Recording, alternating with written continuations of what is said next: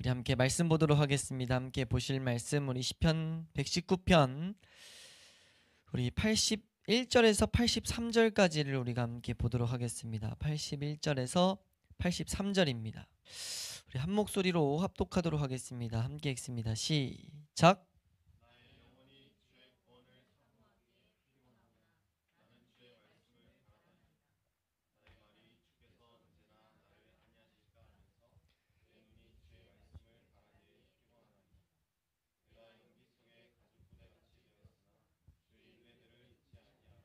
아멘.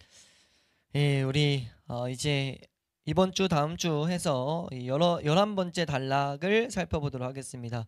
딱 반절 왔다고 보면 되겠는데 우리가 이 말씀들을 통해서 우리가 바라는 것은 하나님의 말씀을 가지고 하나님의 능력들을 경험하는 삶이라고 봐도 무방합니다. 그래서 하나님의 말씀으로 하나님과 동행을 실제로 경험했던 다윗이라는 인물을 통해 가지고 우리에게 이 말씀대로 살아가는 삶의 어떤 지침들을 우리에게 주고 있다라고 우리는 지금 이해하면서 이 지금 119편 말씀을 보고 있는데 이 11번째 단락의 큰 주제가 저번 단락과 마찬가지로 이 단어에서 너무 이제 도드라지게 너무나 이렇게 또렷하게 좀 드러나 있어요. 우리가 10번째 단어도 우리가 단어를 살펴봤는데 이 11번째 단어는 카프란 단어입니다. 카프란 단어가 영어 C의 딱 거꾸로예요. 딱 이렇게 생겼는데 이 단어 자체의 뜻은 굽은 손이라는 뜻입니다. 혹은 손바닥이라는 뜻이거든요. 굽어 있는 손바닥 뭐 이런 뜻인데 이 단어의 의미를 보편적으로 이제 사람들이 이 단어로 어떤 의미를 이제 생각하고 적용시키고 있냐면 이 히브리어에서는 적용이라는 의미가 갖고 있어요. 적용. 왜 적용이냐면 이게 단어에서 한자가 모양 안에서 의미가 있는 것처럼 히브리어에도 지금 이런 의미를 가져오는 경우가 있는데 이 카프가 그렇더라고요. 카프가 이제 왜 적용이냐면 손바닥을 이렇게 하면은 남을 가르치잖아요. 근데 이걸 이렇게 거꾸로 하면 카프가 딱 자기를 가르치거든요. 그러니까 나를 가르쳐서 지금 나에게 적용하고 있다. 라고 해서 이 적용의 의미가 이제 카프 안에서 굽은 손, 굽어 있는 손 이런 표시로 적용이라는 의미를 갖고 있는 단어예요. 그러니까 이 단어 11번째 단락은 이 단어로 다 이제 문장들이 시작되죠. 그러다 보니까 이 단어 이 문장 안에서 이 문단 앞에서 우리가 분명히 이제 문단을 딱 읽어보면은 뭘 알 수 있냐면 다윗이 하나님의 말씀을 자신의 삶에 철저하게 적용했더니 하나님이 얹어놓으신 의무들을 자신의 삶에 철저하게 적용했더니 나오는 반응이라고 봐도 무방하다는 거죠. 한번 따라할까요? 하나님의 말씀을 하나님의 의무를 나의 삶에 온전히 적용했을 때 온전히 철저히 우리의 힘을 다해 적용했을 때 나타나는 반응이라고 볼 수 있다는 거예요. 그 반응이 무엇이냐라고 했을 때 제목에도 적어놨지만 우리 81절 말씀에 이렇게 말하고 있다는 거죠. 한번 읽겠습니다. 우리 앞부분만 읽을게요. 시작. 나의 영혼이 주의 구원을 사모하기에 피곤하오나. 지금 주의 구원 이 세상으로부터 건져서 온전히 하나님 앞으로 나아가는 것을 너무 사모했는데 이게 너무 피곤하다는 거죠. 이거의 일에 있어서 너무나 힘들다라는 이런 고백을 하고 있는 거거든요. 그래서 우리가 이 고백을 통해 가지고 이 말씀을 우리가 잘 살펴볼 때 좁은 길을 걸어갈 때 크나큰 힘과 위안이 된다는 것을 우리는 분명하게 발견하게 돼요. 이것이 너무나 좁은 길을 가고자 하는 자들에게 위로와 힘이 되는 것을 우리가 보게 된다는 거죠. 왜 그러냐라고 했을 때 하나님과 정말 동행하고 하나님 마음에 합했던 그 다윗도 어땠냐면 이 길을 걸을 때 마음이 이랬다는 겁니다. 그러니까 우리와 다를 바가 없었다는 거죠. 우리가 말씀을 가지고 적용시키려고 할 때 정말 이것이 삶 가운데 힘든 것을 볼 때 마귀는 막 속삭일 수 있거든요. 이거에 막 우리의 모습을 막 이렇게 깎아내려고 할 수 있는데 하나님이 지금 그렇지 않다는 거예요. 모든 사람은 이런 모습이 지극히 당연하다는 거죠. 그러니까 우리는 이것이 위안으로 삼을 수 있는 이유는 이 모습과 오히려 그런 피곤함 가운데 말씀을 적용시키기 힘든 우리의 모습 가운데 이것이 정말 하나님의 은혜 가운데 있구나. 그리고 하나님께서 다윗과 같이 우리도 그렇게 만드시겠구나라고 더욱더 하나님께만 이렇게 시선을 두고 소망을 품게 되는 그런 은혜가 우리에게 있을 줄로 믿습니다.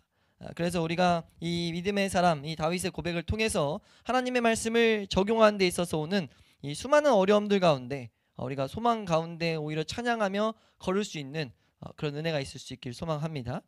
우리 81절 말씀부터 한번 보게 되면요.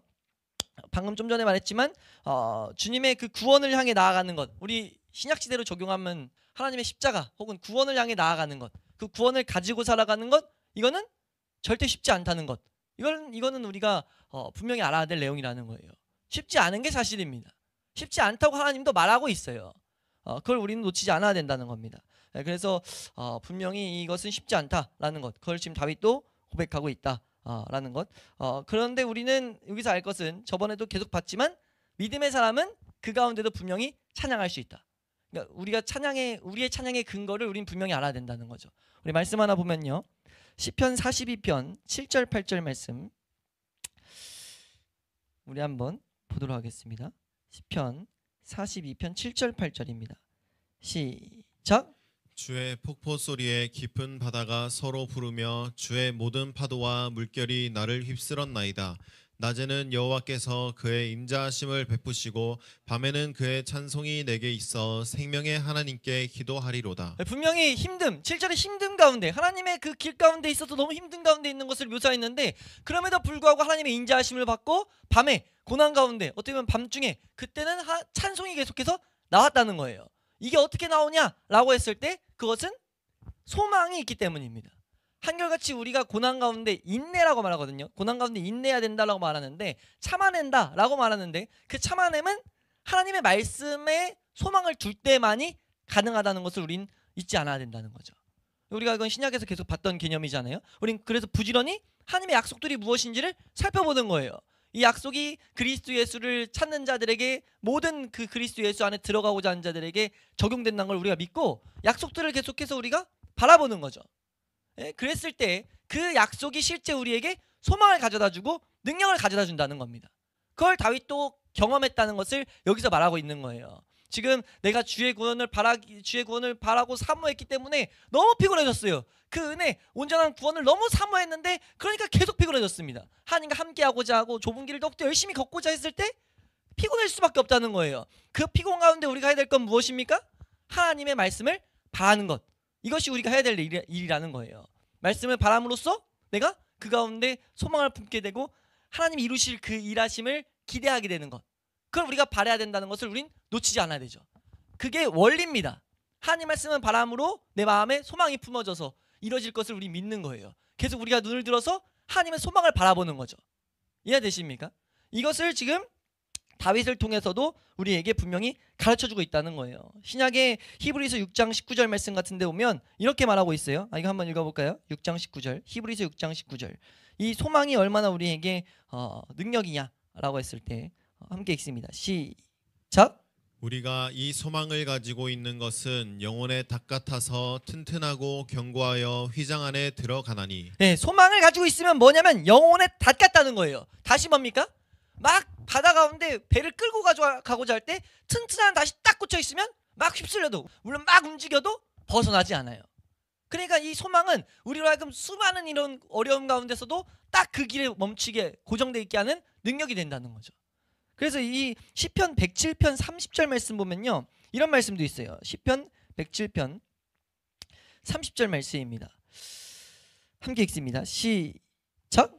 그들이 평온함으로 말미암아 기뻐하는 중에 여호와께서 그들이 바라는 항구로 인도하시는도다. 보세요. 그들이 바라는 이 소망이죠. 그들이 바라는 항구, 소망의 그 목표가 정확히 있단 말이에요. 그러면 어떤 은혜가 오냐? 평온함으로 말미암아 기뻐하는 은혜들이 온다는 거예요.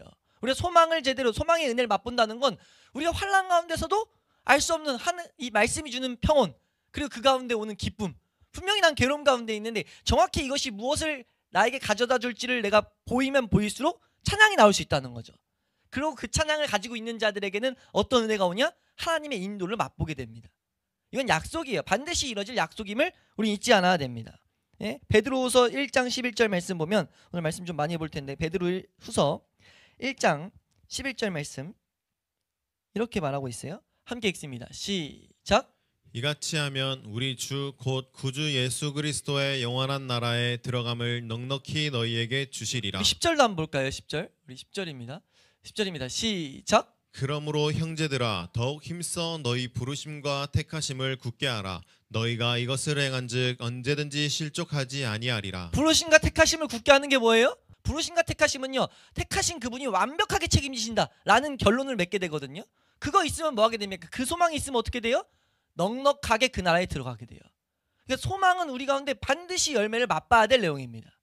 한번 따라할까요? 하나님의 말씀이, 하나님의 언약이 주는 소망을 사모해야 된다. 우리가 기도해서 그 언약들 가운데 이게 소망으로 열매 맺히기를 간구해야 된다는 거죠.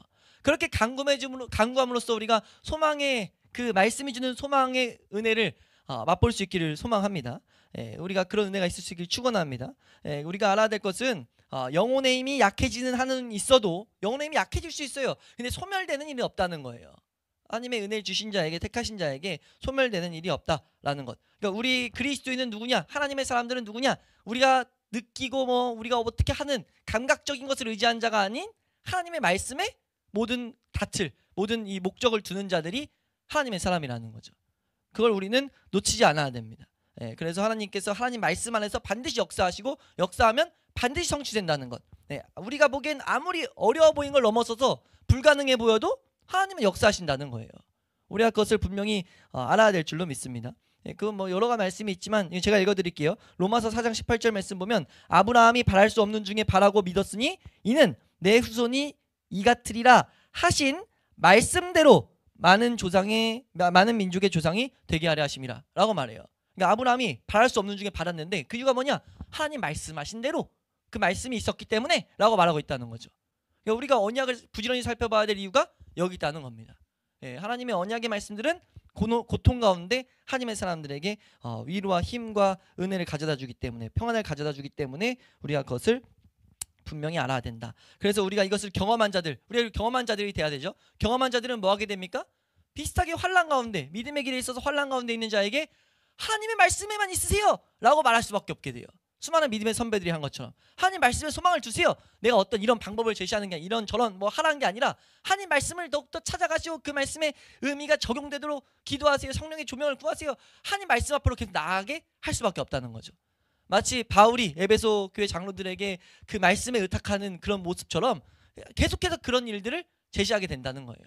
이것에 대한 내용이 시편 27편 13, 14절에도 나오고 있어요. 시편 27편 13, 14절. 환난 가운데 있는 자들에게 먼저 은혜를 경험한 자가 이렇게 말합니다. 27장 13, 14 시작. 내가 산자들의 땅에서 여호와의 선하심을 보게 될 줄 확실히 믿었도다. 너는 여호와를 기다릴지어다. 강하고 담대하며 여호와를 기다릴지어다. 지금 보세요. 내가 산자들의 땅에서 여호와의 선하심을 보게 될 줄을 확실히 믿었어요. 어떤 말씀의 경험이 있었기 때문이에요. 이건 하나님의 역사를 경험했기 때문입니다. 그렇기 때문에 그 경험을 가지고 뭐라고 하냐면 어떤 환난을 당한 자들에게 말하는 거죠. 그 환난 가운데 넌 여호와를 기다리면 된다. 강하고 담대해서 그냥 여호와를 기다리면 된다. 이게 막연한 고백이 아니라 말씀에 의탁하게 하는 그 원리를 계속 말하고 있다는 거죠. 우리도 그런 은혜를 우리 교회 가운데 경험할 수 있기를 소망합니다. 우리는 환난 가운데도 하나님의 이 믿음의 길에 있어서 여러 환난이 올 수밖에 없는데, 어려움이 올 수밖에 없는데 그때 하나님의 말씀을 소망해야 된다. 하나님 말씀만 바라야 된다. 하나님 말씀이 능력이 되도록. 여기까지 이해되세요? 근데 여기서 그치지 않습니다. 하나님 말씀을 바라야 돼요. 근데 문제가 뭐예요? 실제 해본 사람들은 이런 고백할 수 있을 거예요. 하나님 말씀 바라기도 어렵다. 힘든 가운데 하나님 말씀이 안 바라지는데 어떡해? 다윗이 똑같이 말하고 있습니다. 82절 말씀 함께 읽습니다. 시작. 나의 말이 주께서 언제나 나를 안위하실까 하면서 내 눈이 주의 말씀을 바라기에 피곤하니이다. 지금 이 말씀을 사실 원어대로 적용하면 이게 지금 순서가 반대예요. 지금 먼저 뭐가 나오냐면 내 눈이 주의 말씀을 바라기에 피곤하나이다. 이 앞에 바로 직전에 주의 말씀을 바라나이다 했는데 우리가 바라야 되는 거 알았어요. 소망이 되기 때문에, 원리기 때문에 우리는 그거 반드시 경험해야 됩니다. 그래서 우리가 그걸 구하는 중에 은혜가 올 줄로 믿어요. 은혜가 온다면 감사한데 근데 그걸 바라는 중에도 뭐가 올 수 있어요? 피곤이 올 수 있어요. 이만큼 치열하다는 거죠. 믿음의 길이 우리는 언제나 말씀 안에만 있어야 되는데 말씀에서 눈을 돌리게 하는 수많은 마귀의 공격에 우리가 당한 이유가 뭐냐면요. 그 다음 원리를 적용해도 안 될 때가 있기 때문이에요.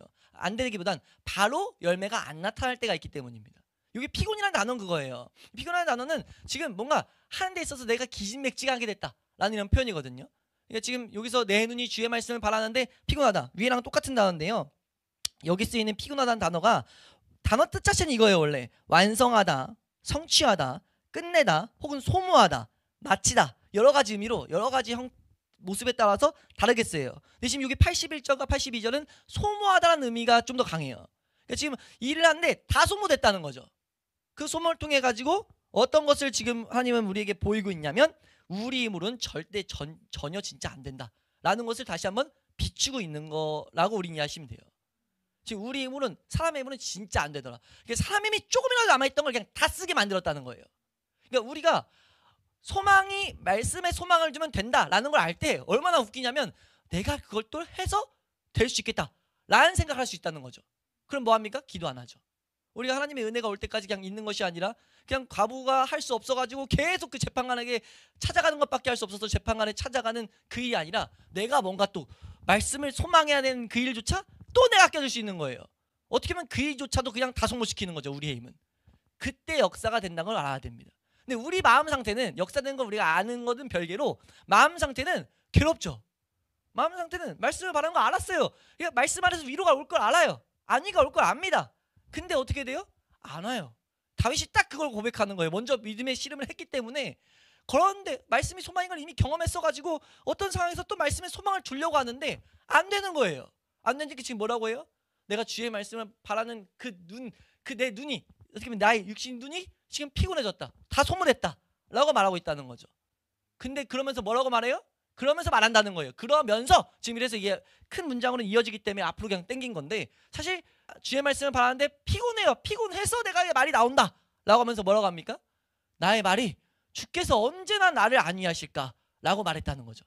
문장이 이거예요. 내 눈이 주의 말씀을 바라기에 너무 피곤합니다. 그 피곤 때문에 내가 지금 말하는데 언제 도대체 그럼 그 안위가 오는 거야? 말씀의 소망 언제 오는 거야? 라는 말들을 했다는 거죠. 그러니까 우리가 걷는 이 걸음에서 동일한 시련들이 이 다윗의 삶에 있었다는, 동일한 모습이 다윗의 삶에 있었다는 것을 우린 분명히 알아야 된다는 거예요. 이 모습에 이 구절을 칼빈이 이렇게 주석해놨어요. 다윗이 이 고백에서 피곤하다라는 이 말을 하는데, 이 피곤하다라는 이 말의 이 단어의 뜻은 무엇이냐? 모든 힘을 다 빼앗겨버리고 마치 이미 죽은 사람처럼 보이는 자들이 계속해서 가지고 있는 인내를 말하고 있다. 그러니까 이 피곤은 단순히, 아까 설명이 좀 풀어서 제가 제 말로 좀 설명을 드린 거예요. 우리 힘 다 빠지고 그 뒤에 하나님이 일하신다 라는 의미가 어떻게 보면 담겨 있는 것 같다. 왜냐하면 피곤해서 다 맞춰버렸는데, 아까 말씀드렸죠. 마치고 끝냈다, 일이 끝나다 이런 단어가 있어요. 소모되다 이런 의미가 있어요. 우리 힘으로는 끝냈어요. 그럼 끝나버려야 되는데, 그냥 소망이 없어야 되는데 그 중에도 계속 뭐가 남아가지고 인내하게 만든다는 거죠. 그러니까 이 피곤이란 단어엔 그 인내가 포함되어 있는 어떻게 보면 독특한 단어다 라고 하면서 뭐라고 더 설명하냐면, 마음속으로 이루 말할 수 없는 남모르는 고통을 당하고 있는 자들의 인내를 의미하는 뜻으로 사용하고 있다. 그러니까 남들은 알 수 없어요. 어떤 고통 때문에 남들도 모르는데 그 가운데서 이게 내가 인내하고 있다. 그러면서 뭐라고 하냐면, 이게 좀 중요한데, 그러므로 이 피곤함은 오래도록 고난을 견뎌내지 못하는 나약함과는 반대가 되는 것이다. 나약함이 있는데 이 고통 가운데 우리의 영혼, 우리의 힘으로 하면 나약해서 우리의 힘은 끝나버리는데, 그것과 반대되는 어떤 개념을 여기선 쓰고 있다는 거죠. 지금 여기서 피곤하오나 하는 건 단순히 부정적인 의미가 아니라 분명히 소모됐다는 걸 말하는데, 그 가운데 어떤 힘이 계속 역사되고 있다라는 걸 우리가 발견하도록 말하고 있다는 거예요. 그러니까 우리는 이 길 가운데 어떤 은혜가 어떻게 주어질지를 분명히 알아놔야 된다는 거죠. 그것을 우리에게 여기서 보여주고 있습니다. 그래서 청교도들은 이런 말씀들을 보면서 뭐라고 하냐면, 빛나는 햇살은 구름 뒤에 있다 라는 이런 표현들을 써요. 빛나는 햇살은 구름 뒤에 있다. 우린 그걸 분명하게 보고 있어야 된다 라고 말하고 있어요. 예? 소망, 우리 잠언서 13장 12절 말씀 보시면요, 잠언서 13장 12절 함께 읽습니다. 시작. 소망이 더디 이루어지면 그것이 마음을 상하게 하거니와 소원이 이루어지는 것은 곧 생명나무니라. 네, 소망이 더디 이루어지면 마음 상한다는 걸 분명 말하고 있다는 거죠. 지금 그 상한 상태를 82절에서 표현하고 있는 거예요. 그래서 이걸 다른 번역이 좀 재밌어가지고 번역을 적어왔는데, 표준세 번역은요, 주님께서 나를 언제 위로해 주실까 하면서 주님의 말씀을 기다리다가 시력조차 잃었습니다. 눈이 멀어버렸다 이런 식의 표현을 써요. 내 눈이 멀었을 때 진짜 아무것도 못 보겠다 이제. 이런 식의 표현을 하고 있고, 공동 번역은요, 이 몸이 당신 약속을 눈 빠지게 기다립니다. 언제 나에게 위안을 주시렵니까? 공동 번역에서 지금 그렇게 말해요. 내가 약속을 눈 빠지게 기다리고 있다. 라고 말하고 있다는 거죠. 그렇게까지 기다렸다는 거예요. 믿음의 선배들. 그 다윗이 믿음의 선배가. 근데 그 가운데 결론이 뭡니까? 은혜가 왔다는 거죠. 이 말씀은 결국 우리를 하나님 앞에 서게 했다. 이 단락 다윗의 전체의 삶을 우리는 이렇게 염두에 생각해놓고 딱 깔아두고 이 말씀들을 바라봐야 될 줄로 믿습니다. 지금 능력이 됐다는 고백이에요. 그러니까 우리가 적용시켰을 때, 카프라 했죠. 적용시켰을 때 우리 다 이렇게 될 걸 알아도 그 가운데 반드시 이 말씀이 우리를 하나님이 딱 목표로 한 그 항구에 이끌 거라는 걸 우리는 분명히 알아야 된다는 거죠. 우리 하박국 2장 3절 말씀 보시면요. 하박국 2장 3절 함께 읽습니다. 시작. 이 묵시는 정한 때가 있나니 그 종말이 속히 이르겠고 결코 거짓되지 아니하리라. 비록 더딜지라도 기다리라. 지체되지 않고 반드시 응하리라. 하나님의 계시, 하나님 말씀하신 것들은 반드시 뭐예요?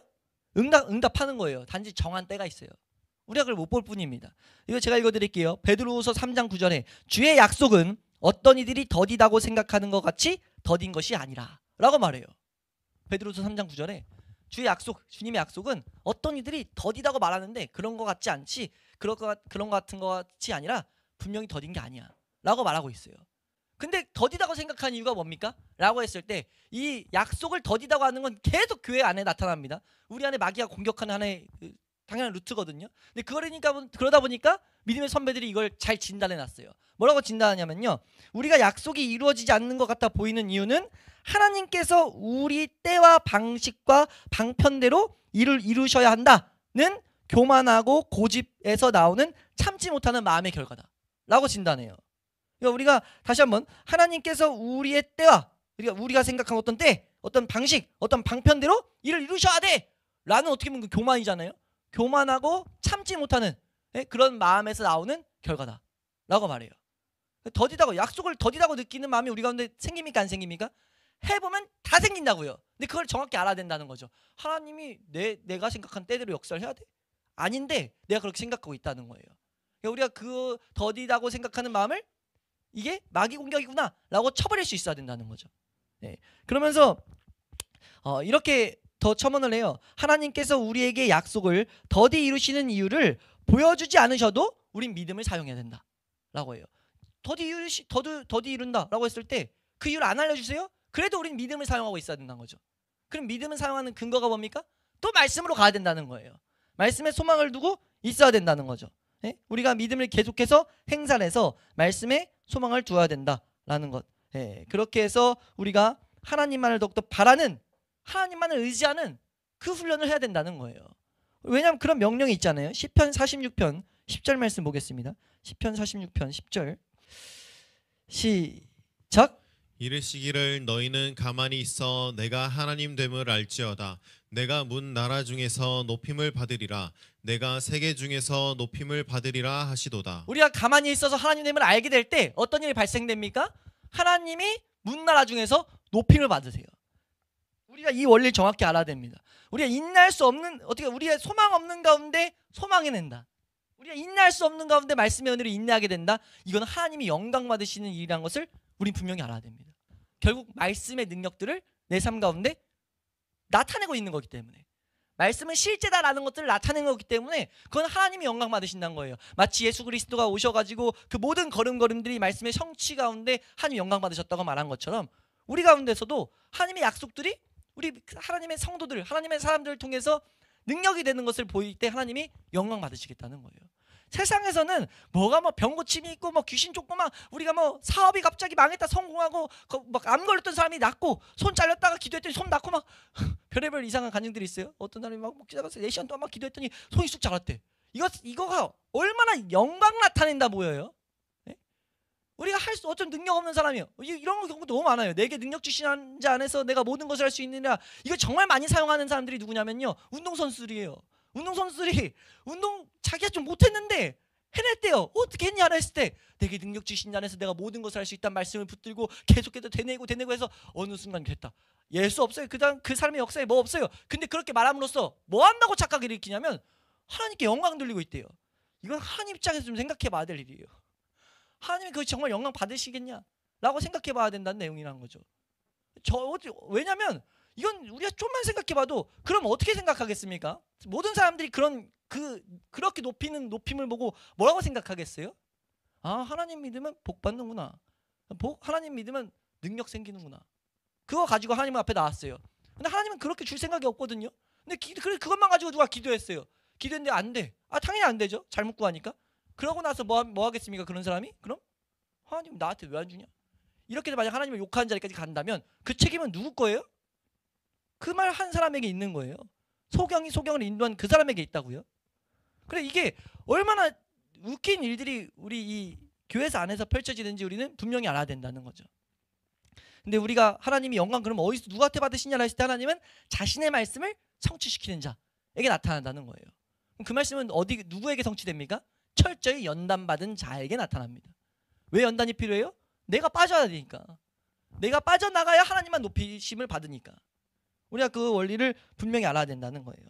네, 우리가 그래서 이렇게 이 소망을 가지고 나아갈 때, 근데 우리는 이렇게 이 말씀의 원리를 가지고 나아가면 분명하게 아까 말씀 때 읽었던 것처럼 분명히 어려움 가운데도 평강과 그 안에 기쁨이 우리 가운데 공급된다는 것을, 말할 수 없는 즐거움들을 누리게 하신다는 것을 우리는 분명히 알아야 된다는 것을 잊지 않게 축원합니다. 우리가 그래서 하나님의 손이 안 보일 때 그때는 가장 고통의 시기이긴 하나, 이런 식으로 말해요. 이거 들어보세요. 주님의 손이 보이지 않을 때 그때가 가장 참기 힘든 고통의 시기이기는 하나, 그때야말로 마음을 강팍하게 하거나 조심성 없이 행동하고 게으름을 피울 때가 아니라 주님께서 다시 오심을 더욱 강렬하게 바라야 될 때입니다 라고 말해요. 다시 오신다는 궁극적인 그 약속을 더 강렬하게 바라야 될 때라는 거죠. 다른 게 안 보여요. 내 삶 가운데 어떤 인도가 안 보여? 그럼 내가 더욱더 새겨놔야 되는 건 뭐냐면 주님은 다시 오신다. 그걸 우리가 분명히 새겨놔야 된다는 거죠. 근데 우리가 이 일에 있어서 이제 이렇게 걸어가는 데 있어서 결코 잊지 말아야 될 게 뭡니까? 이 괴로운 가운데 있다는 건 어찌됐든 우리의 죄들이 처리되고 어떤 잘못된 것들을 다루신단 말이에요. 그때 마귀는 끊임없이 이 내 안에 어떤 원죄가 아니라 자범죄 때문에 계속 우리를 좌절시킬 수 있는데, 우린 그래서 정확히 새겨놔야 돼요. 정확히 원리를 새겨놔야 되죠. 그건 뭐냐면 잊지 말아야 될 원리가, 하나님과 죄인 사이를 갈라놓은 진정한 직접적인 원인이 제거되어 있다는 사실을 우리 믿어야 돼요. 직접적인 원인이 뭡니까? 내 안에 처리할 수 없는 내재되어 있는 죄. 그 죄가 이미 예수 그리스도를 붙드는 모든 자에게 처리되어 있다는 걸 우리는 믿어야 됩니다.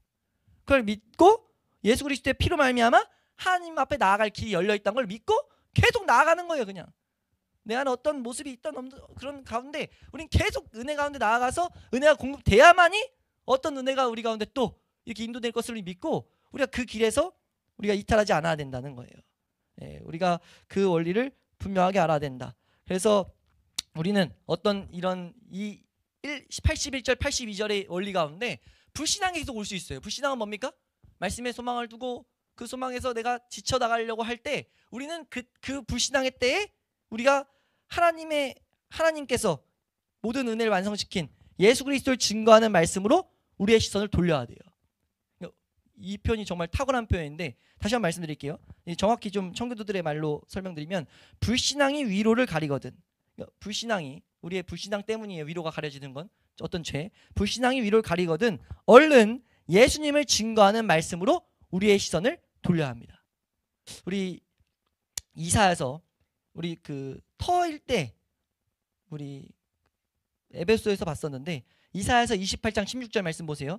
기다려야 되고 계속 조급하려고 할 때 이미 예언해 두셨던 거예요. 하나님이 예수님을 바라보라고.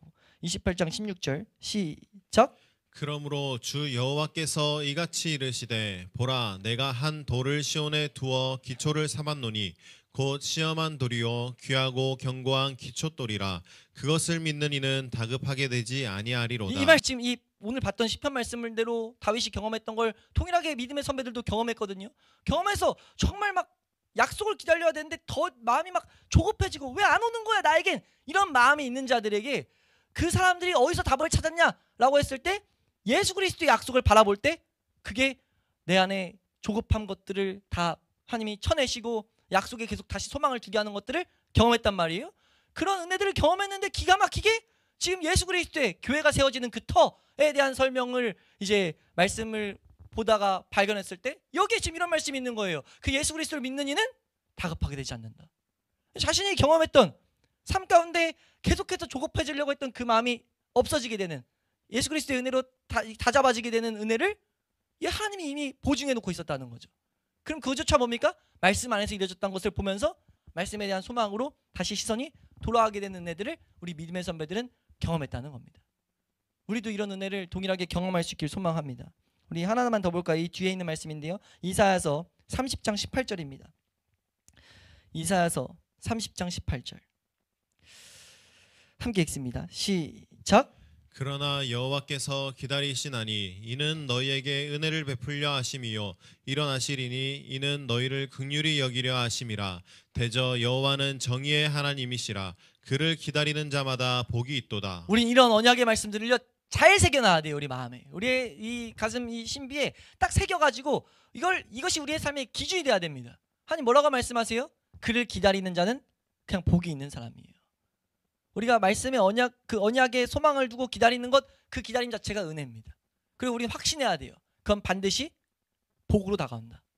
놀라운 2배, 3배 놀라운 복으로. 이런 것들을 경험한 사람들이 저번에 한번 엎드렸는데 이걸 원리 무시하고 그냥 역전 하나님만 갖다 붙여가지고 다 역전시킨다 라고 하면 원리 안에 없는데 역전만 바라면 내가 그냥 뭐 진이처럼 그냥 소원해서 되는 게 아니란 거죠. 근데 반대로 그런 것들을 경계하다 보니까 반드시 있는 약속들을 우리가 놓쳐서 안 돼요. 반드시 하나님은 고난 가운데, 괴로움 가운데 기다리는 자에게 복이 되시는 분입니다. 우리가 이 원리를 절대 놓치지 않을 수 있길 축원합니다. 그래서 우리가 알아야 될 것, 하나님께서 때를 지연시키는 것이 은혜를 베푸시기 꺼려하는 게 아니라 우리가 받을 준비를 하게 하시려는 거다라는 것들 우리는 분명히 새겨놔야 될 줄로 믿습니다. 우리 83절 말씀, 우리 83절입니다. 네, 함께 읽습니다. 시작. 내가 연기 속에 가죽 부대같이 되었으나 주의 율례들을 잊지 아니하나이다. 아멘. 지금 이 말씀이 이제 81절 82절에 어떻게 보면 최종적인 다윗의 이 대목이 한 단락이 끝나요. 지금 자신의 이 괴로움을 이렇게 표현합니다. 지금 묘사하는 거거든요. 뭐라고 묘사하냐면 연기 속에 가죽 부대같이 되었다. 지금 자신의 상태를 막 애절하고 비참하게 지금 묘사하고 있는 거거든요. 그림을 그렸는데 연기 가운데, 불 가운데 있는 어떤 가죽 부대같이 그냥 빼싹 말라버렸다는 거죠. 내가 지금 완전 빼빼 마른 것 같이 되었다 라는 그 상태를 지금 고백하고 있는 거예요. 그러니까 오랫동안 지속되는 이 고통으로 인해, 연기는 뭡니까? 불 나고 나서 꺼질 때 연기가 나잖아요. 그런 식의 표현이라는 거죠. 오랫동안 지속되는 그 고통으로 인해서 지금 인내와 소망뿐만 아니라 몸까지 말라붙어 있다, 뭐 이런 식의 표현을 하고 있는 거라는 거죠. 아무리 선한 사람도 이게 몇 시간 고난스러운 일이 있으면 불평이 나온다는 거죠. 나아가서 뭐라고까지 말하냐면 불평이 마땅하다고까지 말해요. 근데 그걸 대표적으로 보이는 하나의 장면이 성경에 있죠. 요나서 보면 하나님의 은혜로, 하나님이 이제 건져주신 은혜를 갖고 다시 이제 하나님 명령했던 니느웨 성에 가가지고 하나님 말씀대로 했을 때 놀라운 역사를 바라봤어요. 그때 이제 나타난 하나의 대목이, 이 요나가 따지는데 하나님 나 맞아요, 나 불평하는 거 타당해요, 뭐 이런 식으로 따져요. 우리 말씀 보시면요, 요나서 4장 7절에서 9절 말씀 한번 보시면요, 마지막에 있는 내용이 왜 있냐면 우리가 얼마나 하나님 앞에서 불평을, 이 불신앙을 이렇게 나타내는지 이걸 좀 보여주는데 7절에서 9절입니다. 함께 읽습니다. 시작. 하나님이 벌레를 예비하사 이튿날 새벽에 그 박넝쿨을 갉아먹게 하심에 시드니라. 해가 뜰 때 하나님이 뜨거운 동풍을 예비하셨고 해는 요나의 머리에 쪼임에 요나가 혼미하여 스스로 죽기를 구하여 이르되 사는 것보다 죽는 것이 내게 나으니이다 아니라. 하나님이 요나에게 이르시되 내가 이 박넝쿨로 말미암아 성내는 것이 어찌 옳으냐 하시니 그가 대답하되 내가 성내어 죽기까지 할지라도 옳으니이다 하니라. 대단하잖아요. 대단해. 지금 이게 그 다루심을 받기 전이 아닙니다. 다루심을 한번 받은 상태예요. 받았는데 지금 요나가 뭐라고 하냐면 하나님 앞에 화내는데, 화내고 나서 이 장면만 봐도 나오는 게 너 왜 나한테 화내냐 이렇게 물었을 때 너 뭔가 잘못됐다라는 거잖아요. 그럼 하나님한테 물어야 되는데 고통이 있다 보니까 뭐라고 하냐면, 괴로움이 있다 보니까 뭐라고 하냐면 나 성내어서 죽기까지 해도 난 지금 맞는 거예요 라고 말한다는 거죠. 이건 요나가 아니라 우리의 모습임을 알아야 돼요. 우리 안에 본성에 이런 깊숙한 이런 이 뭐예요? 하나님의 선하심을 붙잡지 못하는, 아무리 선하심을 안다고 해도, 하나님의 선하심을 찬양한다고 해도, 그러니까 아무리 회개한다고 해도 하나님에 있어서 자꾸 내가 맞다고 하는 그런 것들이 있다는 거죠. 우리는 그것을, 이 교만함의 이 뿌리까지, 우리의 바탕, 뭐 아주 밑바닥까지 그냥 우리의 모든 부분이 다 교만으로 이루어져 있음을 우리는 인정해야 될 줄로 믿습니다. 그걸 분명히 알아야 된다는 거죠. 그걸 안 하는, 그걸로부터 자유한 자는 누구밖에 없습니까? 모든 소망을 하나님의 역사 혹은 말씀에 둔 사람만이 자유하게 되는 거예요. 다윗이 그래서 여기서 뭐라고 합니까? 이렇게 오랜 동안 고난으로 인해서 지금 몸까지 이런 마른 상태가 됐는데, 엄청 괴로운 가운데 있었는데 뭐라고 선언하냐면, 지금 이건 다윗이 다룬 바에서 나온 어떻게 보면 다윗의 삶에서의 신앙의 그 경험을, 그 정수를 나타내는 거거든요. 뭐라고 말하냐면, 나는 근데 그런 상태였지만 주의 율례들을 잊지 않았습니다. 주의 율례들을 잊지 않습니다 라고 선언하고 있어요. 율례, 여기서 율례는 규칙이죠. 규칙, 규정, 혹은 그냥 의무, 이런 식의 표현인데, 하나님께서 역사하신 어떤 규칙들, 이거를 절대 잊지 않는다 라고 말하고 있다는 거예요. 그리고 이게 답이라는 겁니다. 하나님이 우리에게 보이시는 거예요. 이게 답이라고. 우리가 그 고통 가운데 이것이 결국 이 모습을 갖게 하기 위해서 하나님이 이런 과정들을 걷게 하신다는 거죠. 우리가 이 은혜를 더욱더 구할 수 있기를 축원합니다. 이 계속해서 고통 가운데 지금 다윗은 이전에 했던 말씀, 그러니까 이전에 이 말씀들을 보면 51절, 61절, 109절, 141절 이전과 이 나중에 계속 말하는 게, 그 법도를 잊지 않았다, 하나님의 그 언전의 의무를 잊지 않았다, 그 규칙 안에만 있다, 계속 다윗이 고백하게 했거든요. 이 10편 119편 안에서. 이게 우리가 우리 삶 가운데 새겨져야 될 은혜라는 것을 우리가 놓치지 않을 수 있기를 축원합니다.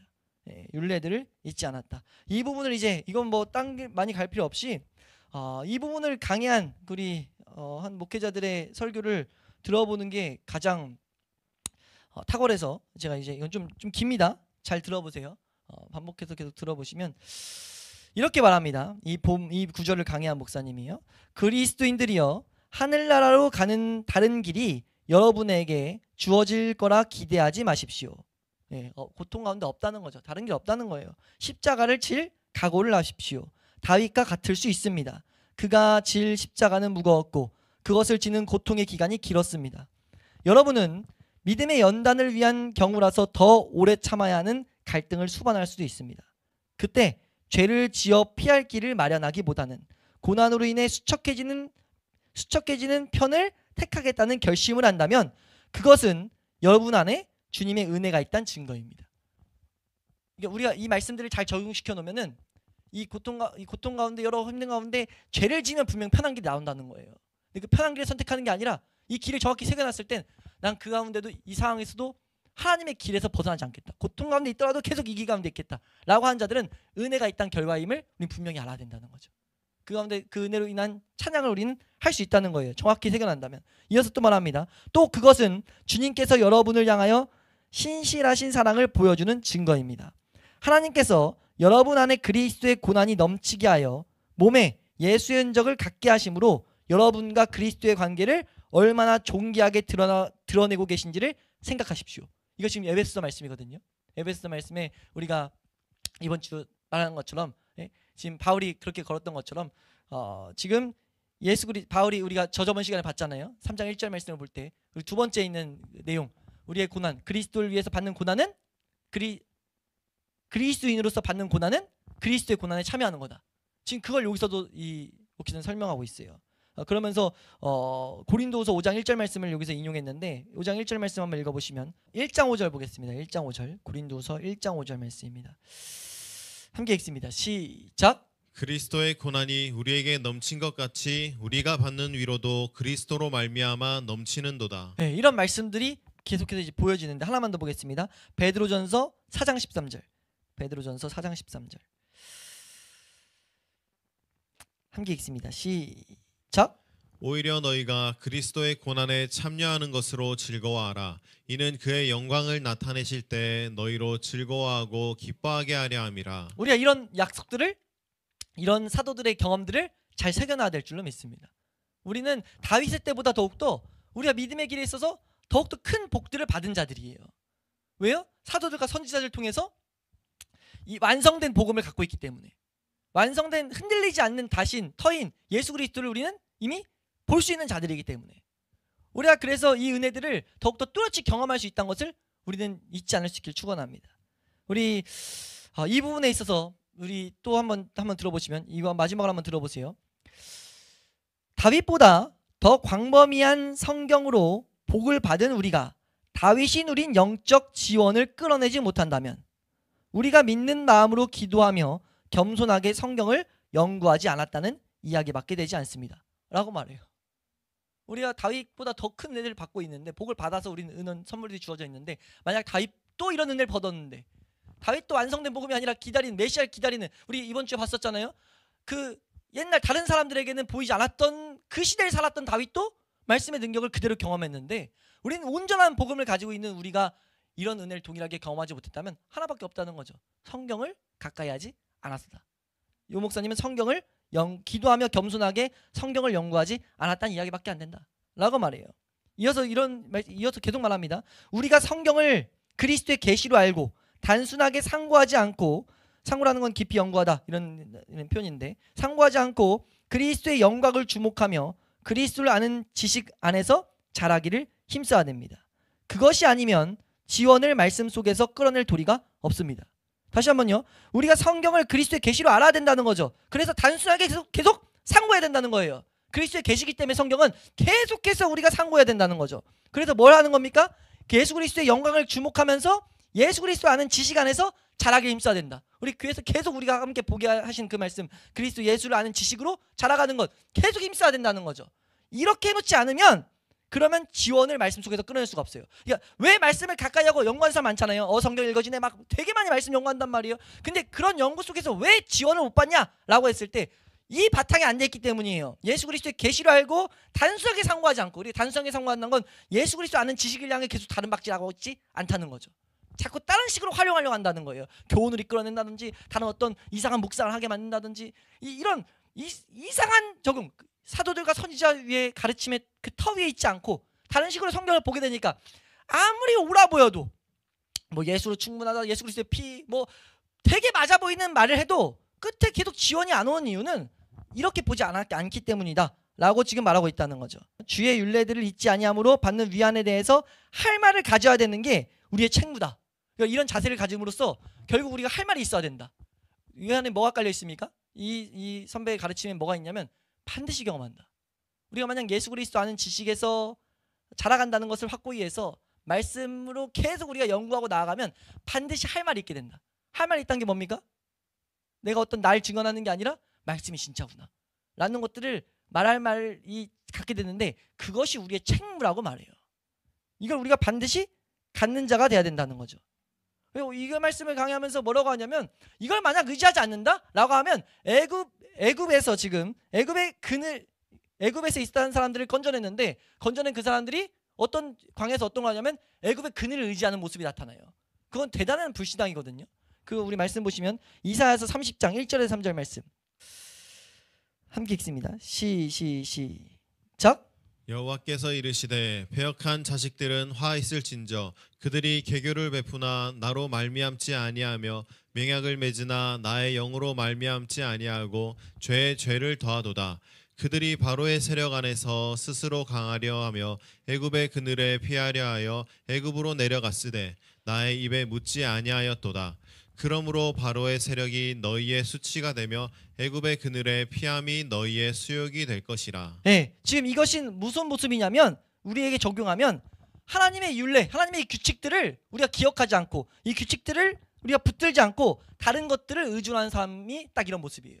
그러니까 우리가 하나님 앞에 나간다면, 우리가 지금 계속 하나님이 힘쓰게 하신 것처럼 말씀 안에서 우리가 소망을 두고 말씀 언약이 소망이 되는 것, 예수 그리스도 아는 지식이 우리 잘하게 되는 것, 이것으로써 우리는 답을 얻고 은혜를 받아야 되는데, 계속해서 기독교 안에 다른 것을 의존하게 만든다는 거죠. 성경도 있고 다른 것도 해야지, 성경도 하고 너도 뭐 해야지, 이런 식으로 가게 하는 건 이건 애굽을 의지하는 것 같다는 거예요. 하나님 뭐라고 했습니까? 너희의 수치가 되며 애굽의 그늘의 피함이 너희의 수욕이 될 거다. 지금 이게 이 시대에도 경고하고 있는 내용임을 우린 분명히 알아야 된다는 겁니다. 근데 우린 그래서 그런 곳으로 가는 것이 아니라 나는 주의 율례들을 잊지 않겠습니다, 잊지 아니했습니다 라는 이 다윗의 고백이 우리 가운데 있어야 된다는 거예요. 율례, 이 규칙을 우리 잊지 않아야 된다는 거죠. 우리의 규칙이 뭡니까? 완벽하게 계시를 열어줘서 주신 계시가 뭐예요? 규칙이 뭐예요? 그리스도 아는 지식에서 우린 자라간다. 예수 그리스도 알아가면 너희 반드시 자라간다. 예수 그리스도의 역사들 우리가 에베소에 봤던 것처럼 그 은혜들을 우리가 누리면 우리가 이제 에베소 4장에서도 말하거든요. 그 지식이 우리를 계속해서 충만한 데까지 우리를 인도하게 한다고. 우리 그 규칙을 놓치지 않아야 된다는 거죠. 어느 때예요? 이 말씀의 길 가운데 있는 고통의 때에. 주님의 소망을 더욱더 찾아야 된다는 걸 알아서 이제 소망을 찾으려고 하는데 또 눈이 지쳐요. 그때 우리는 뭘 기억해야 돼요? 예수 그리스도의 법칙을 우선 기억해야 돼요. 왜요? 법칙을 기억하면 믿음이 사용될 거기 때문입니다. 그때 내가 아니라 내 안에 주신 믿음이 사용돼요. 그러니까 구원이 되겠죠? 이 말은 무슨 말입니까? 생명 없는 자는 못합니다. 여기서 생명 없는 자 안 된다는 거죠. 고난 가운데 내 힘으로는 다 끝났는데 이제 끝났어요. 마쳐졌어요. 피곤해졌어요. 소모됐습니다. 소모됐는데 이 규칙들이 기억된다? 이건 은혜가 있다는 증거입니다. 그러니까 찬양하면서 우리 뭐 하는 거예요? 더욱더 하나님께만 소망을 두고 하나님만 바라는 거죠. 그럼 어떻게 됩니까? 하나님이 문 나라 가운데 높임을 받으시겠다는 거예요. 그 모습 가운데 높임을 받으시게 된다는 겁니다. 우리가 이 하나님이 우리 마음 가운데 언약을 새겼기 때문에 그런 은혜가 맺는다는 것을 우리가 점검받는 그런 것들을 우리가 확인받는 그런 은혜가 우리 모든 성도님의 삶 가운데 있을 수 있기를 소망합니다. 마지막 하나만 볼게요. 말씀 예레미야 31장 31절에서 34절 보면은 하나님이 우리 마음에 언약을 새기셨다 이런 말씀을 주시는데 하나님이 하시지 않으면 안 된다. 함께 읽습니다. 시작. 여호와의 말씀이라 보라 날이 이르리니 내가 이스라엘 집과 유다 집에 새 언약을 맺으리라. 이 언약은 내가 그들의 조상들의 손을 잡고 애굽 땅에서 인도하여 내던 날에 맺은 것과 같지 아니할 것은 내가 그들의 남편이 되었어도 그들이 내 언약을 깨뜨렸음이라. 여호와의 말씀이니라. 그러나 그날 후에 내가 이스라엘 집과 맺을 언약은 이러하니 곧 내가 나의 법을 그들의 속에 두며 그들의 마음에 기록하여 나는 그들의 하나님이 되고 그들은 내 백성이 될 것이라. 여호와의 말씀이니라. 여기까지만 읽어도 되겠네요. 지금 여기서 말씀하셨죠? 곧 내가 나의 법을 그들 속에 두어가지고 그들의 마음에 기록해서 그들의 하나님이 되겠다. 이 법, 하나님의 이 규칙이 잊지 않겠다라는 이 다윗의 고백은요, 하나님의 역사가 있었다는 증거예요. 그러니까 우리가 고통 가운데 만약 하나님 말씀 바라는데 괴로움 가운데 난 이 규칙만을 잊지 않고 계속 인내하기 바랍니다 라는 고백을 해요. 찬양하세요. 그건 찬양할 확실한 내용이 됩니다. 그 무엇보다 찬양할 근거가 된다는 거죠. 왜요? 하나님이 은혜를 주셨다는 증거이기 때문에.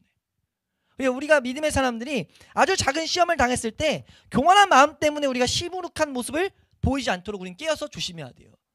우리 아까도 말했죠. 선한 사람도 우리가 깨어있지 않으면 시무룩해 버릴 수 있어요. 근데 그 모습은 무엇이냐면 그것은 시무룩하고 어떤 미미한 시험 가운데 의기소침하는 것은 성품, 하나님의 그 이름과 성품에서 드러나는 변함없고 회전하는 그림자도 없는 그 하나님을 오해하는 강팍한 생각이다 라고 말해요. 악한 모습이다, 악한 마음이다, 큰 악한 일이다 라고 말하는데, 우리가 그래서 그 악한 일을 행하는 것이 아니라 우리가 강한 더욱더 믿음으로 하나님을 영화롭게 하는 그런 은혜가 있을 수 있기를 소원합니다.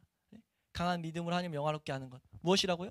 말씀에 소망을 두고 환난 가운데 고통 가운데 계속해서 소망 두는 것, 인내하는 것, 그게 하나님이 높임 받으시는 놀라운 은혜라는 것 우리가 잊지 않을 수 있기를 축원합니다. 자꾸 마지막이라서 죄송한데 진짜 이 말씀 읽고 이제 기도하겠습니다. 우리 로마서 4장 18절에서 19절 아까 잠깐 말했던 말씀인데 20절 말씀 보면 우리가 믿음으로 견고해지면 하나님 영광 받으신다.